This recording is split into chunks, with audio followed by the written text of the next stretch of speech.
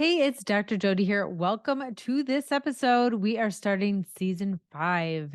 Season 5 is when we're talking about self care. So, those habits of self care that we need to use to take care of ourselves.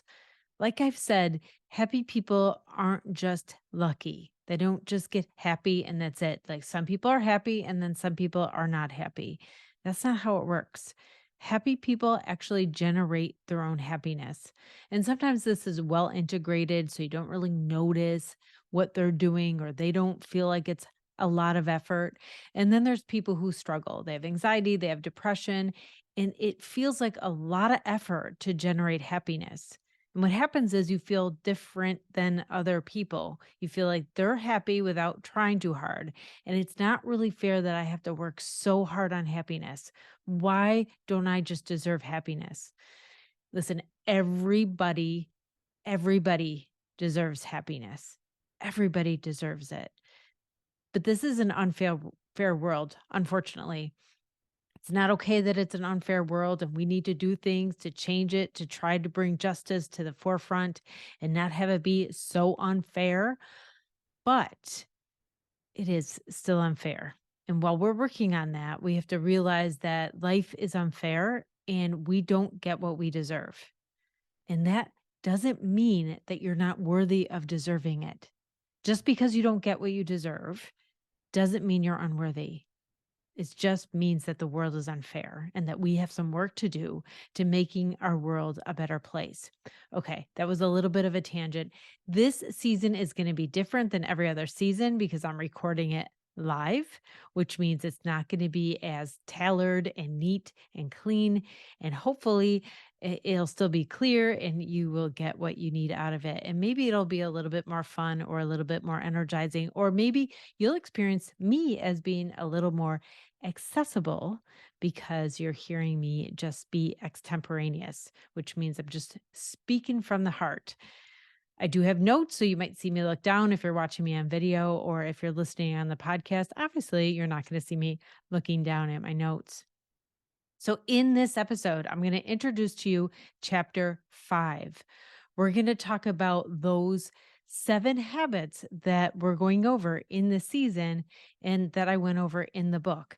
So, those 7 habits we're going to talk about in this episode. Then I'm going to introduce to you what matters in your life, what contributes to your happiness in your life. So, we're going to go over those things that are really important, especially the percentages of how important that they are to what you feel, what you want to do, how you see yourself, how you have relationships, all of it, right? All your mood, everything. These affect everything. So we're going to go through that and why it's important and what control you have. I'm doing that to show you what control that you have in your life. So this is going to be incredibly helpful. Then we're going to go over this episode, which is about prioritizing uplifting relationships. All right, let's go. So, Chapter 5 is a really important chapter. Remember, there's 5 steps to curing your anxiety. They are understanding it biologically, learning the lies that it tells, cultivating your control, making peace with yourself, and then finally practicing self-sustaining happiness habits or sustaining. I added the self there in this podcast, but practicing sustaining happiness habits. Remember in the book, the title of the book is Hardwiring Your Brain for Happiness. And that's what we're going to get into in chapter 5. Chapter 5 is going to be really important because there are things that you could do. There are things that humans need in their life to be happy and healthy. And when I say happy and healthy, I'm not just winging it here. I'm really talking about physically healthy because the way you are mentally does affect your body and how you perform, how you are healthy, how you relate to your body, and how you take care of your body. So, we're talking about physical body. When we're talking about emotional wellness, we're talking about physical body. We're talking about mental body, emotional body, and also spiritual body, because that makes a huge difference in our wellness, in our overall wellness for all of those bodies. So let's go over why I did these 7 things in chapter 5 here. The first one is prioritize uplifting relationships, and that's about having community. This is not a surprise to any of you if you've been listening to this podcast for a while, that community is something that humans need. We are social beings. We need community. So we're going to be talking about that in this episode. The next one is uplifting surroundings, not uplifting, energizing surroundings. I don't have it in front of me. So prioritize energizing surroundings. The reason why I use the word prioritize here in these section titles is because I want you to think about what is important. What is those non-negotiables to have in your life? What is it like? What of these things you need to put in your life to help yourself? And when we say non-negotiable, we mean, we have flexibility in so many things, but when it comes to our self-care or those essential things that we need, we can't negotiate those. They're non-negotiable. We have to put them first. We have to prioritize them. And of course, if you wake up one day and you have a big exam the next day, some of the things are going to get put to the back burner so that you could study for the exam. I do understand that. And I'm not talking about those kind of extreme days here. What I'm talking about is in regular days. What do you need to add to your day to increase your happiness? I'm going to remind you that formula for happiness that I told you about in the first chapter. Get rid of the things that make you suffer, bring in the things in your life that bring you joy, and then practice those every day. So, this is what you want to bring in. And I'm saying general things, and some things will be particular to you. But in general, you need all of these 7 things. So, like I said, the first one is uplifting relationships, and we're talking about community in this episode. The next one is energizing surroundings. So we're talking about your aesthetic surroundings, non-cluttered. We're talking about routine. We're talking about beauty. We're talking about nature. And that's in section 2. And so episode 5.2, which is coming up next. The next one is movement. We need to move our bodies. Our bodies are meant to move. And when we stay stagnant or when we stay still, it harms all of our organs, get kind of pressed down if we're sitting on the couch too long. And it does take years off our life. It takes time, it takes stuff off our posture. I'm not even having good posture here, but it takes away from our posture. It takes away from our physical health, and it takes years off our life if we sit too much. We need to move our bodies. We know this. We don't have to be told that we need to move our bodies. So, walking, some dancing, exercising, shaking, some kind of activity. And you could combine it with something else on the 7 things, but some kind of physical activity. And in that section, we're really going to go into all of the benefits, some benefits that you might not even know yet. The next one is about nourishment. So, what inputs are you taking into your body? Primarily, of course, when you think about nourishment, you think about food, but I'm also talking about any substances that you might use, any news. Again, people like positive energy or negative energy that you might have around you, media that you might take in, or any influence by social media or anything that you're watching. All of that is either nourishing or harmful. Some of it's benign, of course. Benign means it doesn't affect you at all, but some of it's nourishing, some of it's benign, and some of it is harmful. Harmful things age you.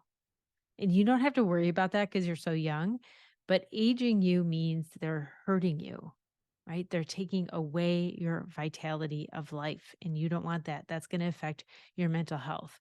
So the next is rest, of course. We need some rest and relaxation. We need some time to rejuvenate and to restore ourselves. So that's the next one. That's what is that? 5.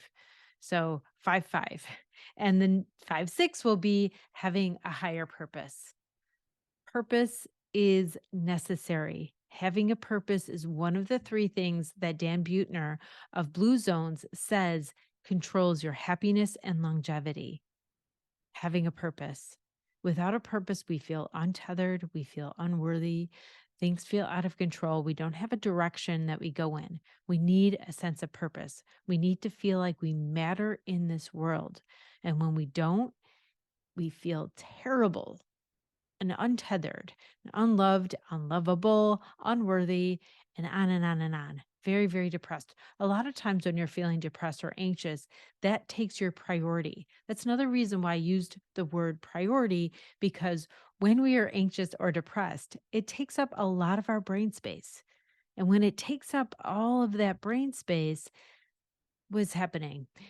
When it takes up all that brain space, it's taking away from other things that we could do, other things that will feed our soul, that would feed our relationships, that will bring us joy, would bring us good times and good opportunities.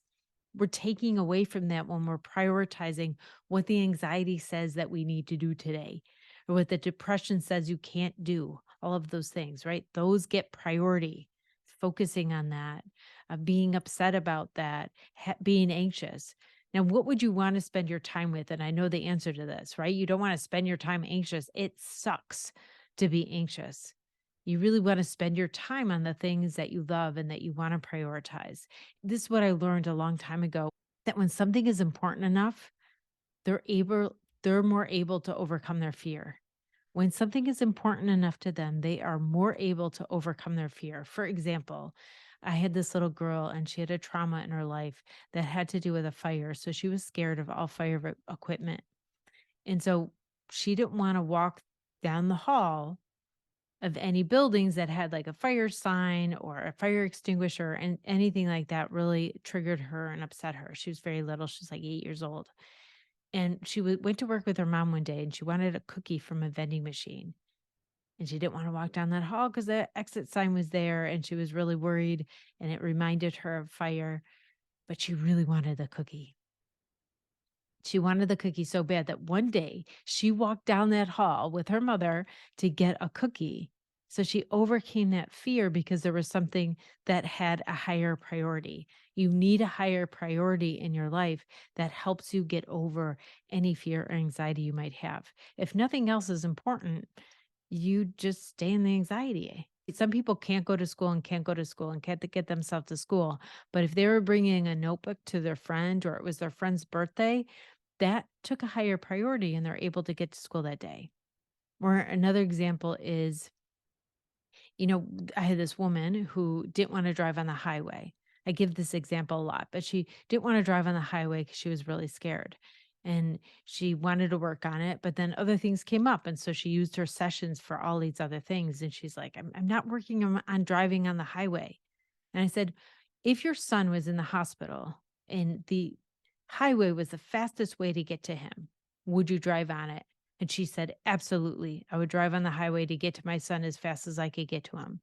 And I said, right now, there's no priority, right? There is no priority. So the other things in her life take precedence and she wants to talk about those other things. And so she's not working on driving on the highway because that's not a priority for her right now. So that's not something that she needs to worry about. See what I mean? We need a priority, or it's hard for us to face those fears and get over those fears. So, purpose gives us a priority. And that's why I use that word priority in the subtitles of chapter 5. The last one is creativity. Okay. So, creativity. We need creative things in our life because they charge us up, they lift us up. Of course, they give us a purpose. A lot of times they enhance relationships with people because perhaps we give them away or we make connections or we're doing creative projects with others. So, creativity is something that we need. We have a problem solving brain, right? We have such a problem solving brain. Being creative is using that prefrontal cortex. And the stronger and more stimulated we have our prefrontal cortex, the less depression and anxiety that we have. And when we're depressed and anxious and we're not using that prefrontal cortex too much, then it's going to look for a problem. It's going to look for something to do because it's trying to help you survive. And when it's looking for a problem and it's not really directed by you and guided by you to find something productive or creative or something purposeful to do, then it's going to find a problem that takes you out of your higher purpose, takes you out of feeling good and all that good stuff that you deserve. All right. So, Dan Buettner of Blue Zones, the author of Blue Zones. Blue Zones was a huge research project from the National Geographic. The National Geographic is a magazine that you might not know about. Maybe your parents would definitely know about it. But this magazine that's been around for a really, really long time. And so they did this study on cultures in the world that lived the longest.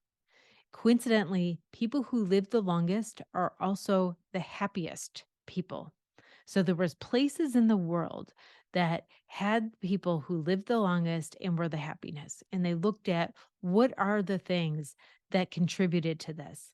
And Dan figured out three different things that contribute to our happiness and longevity. One is life satisfaction. Two is a sense of purpose. And three is pleasure. So that's not brain surgery. That's pretty obvious. That's very confirming of what we want in our life too, right? We want to be satisfied with our life. We want a purpose and we want some pleasure. So we're with you, Dan. We would like that too. In the study, they realized that the things that contribute to a person's happiness and longevity, 40% of it was their genetic makeup, their genetic code. Now, when things happen to us, it affects our genetic code. And so it affects our body in different ways and our mind in different ways. That's 40%. What we do know now with the study of epigenetics is that we have some control over healing some of that genetic problems that come from traumas or intakes that we have in our life.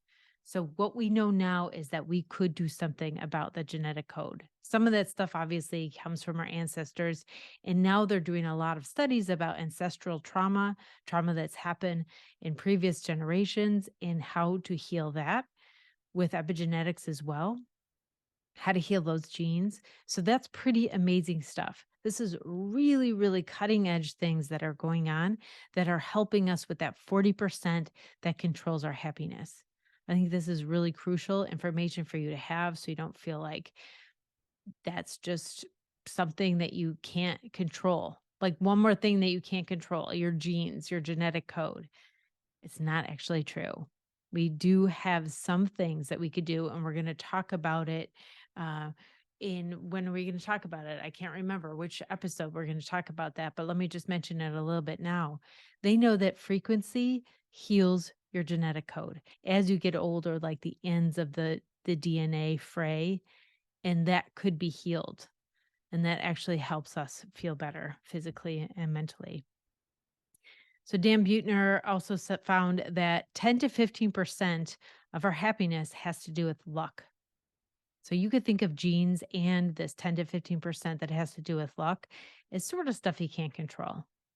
But don't forget, luck could be good or bad, right? Good luck or bad luck. So 10% or 10 to 15% of the luck that contributes to your happiness in your life, some of it's good luck. Some of it's bad luck, some of it's benign luck, but also some bad luck you already had. So this gives me so much hope because it feels like luck, when you're anxious, especially, it feels like luck is so important. And it's everything because everything feels out of control. And luck is random. And that feels out of control to us too. So it feels like 100% of everything is just luck and we have no control. That's what the anxiety wants you to think. And it wants you to think that because then it gets to wreak havoc on your life. It gets to have control over you. When you feel empowered, anxiety can't last or reign or be in your life. So it wants you to feel out of control. So 40% genes, 10 to 15% luck, and then the other 45 to 50% is you. This you percent. And that's your personal agency that we talked about in chapter 3. All of those unique skills and abilities that you have to respond to your life. You have 100% of control over your response to what happens to you. So you can't control everything, but you have 100% of control over the thing that matters most. You percent. you%. So this whole chapter is dedicated, and most of the book actually is dedicated to that you% so that you can feel empowered and good about where you want to go and what you want to do to create a life that you want to create. You can do that. All right, I'm going on and on, but let's go to this section of the book. Chapter 5, Section 1, we're talking about uplifting relationships. And I feel like I just finished recording chapter 4, and I feel like I put a lot of this in chapter 4. Humans are social beings, and we need other relationships or we don't thrive. We don't thrive alone, and we definitely despair and go downhill and decompensate when we're isolated in huge ways more than we ever thought of. And I hope I've convinced you that, because one of the worst things that you could do for your mental, physical, emotional, and spiritual health is to be in isolation. And that's why COVID-19 was so powerfully impactful on us. I noticed at first when we went into quarantine in the very beginning of COVID, people's anxiety actually went down because they didn't have social anxiety anymore, because they didn't have to do stuff that was hard. And also, even though they were isolated, it felt like everybody was isolated. So it was almost like they belonged for the first time. Like before the pandemic, they felt different. They felt isolated. They felt very, very alone. And when the pandemic, at least when it very first started, it felt like, oh, I'm the same as everybody else. And in a way that it made people feel they were part of something, right? We want to feel part of something. We want to belong. And even in our isolation, we belonged because everybody was in the same place. Of course, then it got old pretty quickly, and the isolation started to affect us in very serious ways, like with our dopamine not hitting, and us not feeling pleasure enough, and not being interested and not being stimulated, and then feeling worse and not even caring if we ever feel better. That happens when you are isolated. And that was a huge problem of the pandemic. And so getting people back out and back connected. Another thing, our phones do this, right? We're not seeing each other in real life as much as we used to. We're not we do have relationships.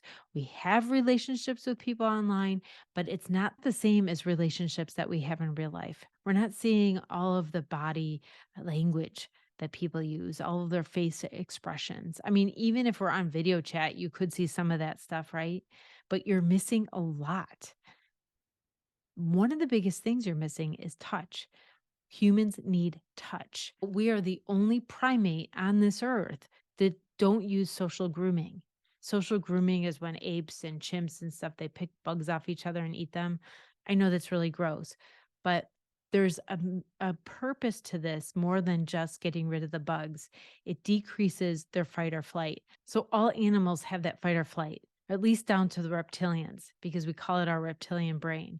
So all these primates are having this fight and flight, and to decrease their stress or to decrease that adrenaline, bring that GABA hormone up so the adrenaline decreases, they use social grooming because it relaxes them.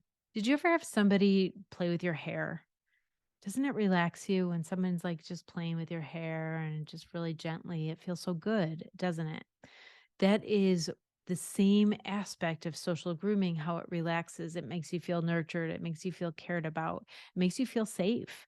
And so we are the only primates that don't use this process, but we need this process. We really need touch. And especially young people need touch because it helps them regulate their emotions. There's so many things that you're going through. And do you ever be with teenagers? If you're an adult listening to this, you might have witnessed teenagers. They're always hugging each other. They're always like in cuddle puddles. If youth are on a retreat, they're like all hugging themselves, or they're all like, they just need touch so much, and we need touch. So being isolated takes us away from that. As I am repeating myself from other episodes, but this might be the first episode that you've listened to.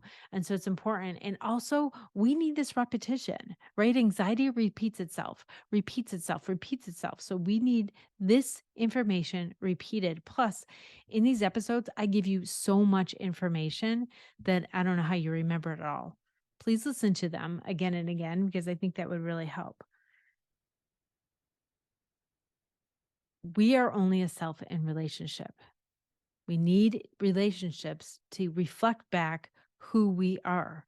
And if you're around people who are positive and care about you and love you and see the good in you, it feels totally different than when you're around people who don't see you, who don't really care about you, who are really selfish or who are mean to you. Feels completely different. Right? We want to be seen. We want to matter. We want to be cared about. We want to be seen for who we are and who we want to be seen for. So that really matters to us. So if you're around people who put you down, that's going to affect how you feel. And that doesn't mean we can't affect ourselves or we can't have compassion for ourselves. We can have compassion for ourselves, but we're drawing on those good relationships. So even if we're alone and we're giving ourselves some compassion, we're drawing on those relationships from other areas of our life, even if we're alone in the moment, I mean. Okay, I wanted to call your attention to one more thing I mentioned in this section of the book is this Kobe College research project, because it just blew me away. I'm so interested in this phenomenon. So they took 75 students and they split them into, and one group they said do nothing and rate your happiness levels. And the other group they said at the end of the day, write down some act of kindness that you did. Any act of kindness. Don't try to do act of kindness. Don't do anything different than you're normally doing. Just write down if you did anything. And after whatever the amount of time was of the research study, the group that wrote down their kindnesses showed much more happiness, much more pleasure, much more sense of purpose, and were better. Just by writing down, just by noticing. Remember, we have this deficit mentality culture. We constantly look at our deficits and what we don't do. And so when we on purpose look at what we do, either for others, for ourselves, for anything, it is going to make a huge difference in our relationship with ourselves. And that will make a huge difference in our happiness and then all of our decisions that we make and how we perform ourselves in our life. Right? Our happiness affects how we perform. Perform, I don't mean perform in terms of like perfection. I mean perform as meaning like how you act in the world, how you present is maybe a better way to say that. Kindness doesn't cost anything, but it is so valuable to us to be kind to others. So creating an anti-racist society is good for everybody. Kindness, tolerance of LGBTQIA+, tolerance of people who are different than you or people who live with disabilities. Any understanding and compassion and kindness for any other human being. You don't know what they're going through in their day. So your little bit of kindness, a smile, holding the door, helping somebody pick something up, whatever it is, a compliment that you make could change a person's day, could change a person's life, could save their life, actually. So never hesitate to be kind. All right. Well, I hope you enjoyed that episode. We talked about what's going to go on in chapter 5. We talked about what matters most in your happiness. I reminded you my formula for happiness, and then we talked about relationships and why they are so important in your life. So get ready for chapter 5, section 2, prioritize energizing surroundings. Get reading on that. And while you're waiting, come hang out with me on YouTube and TikTok at Dr. Jodi. I'll see you in the next episode.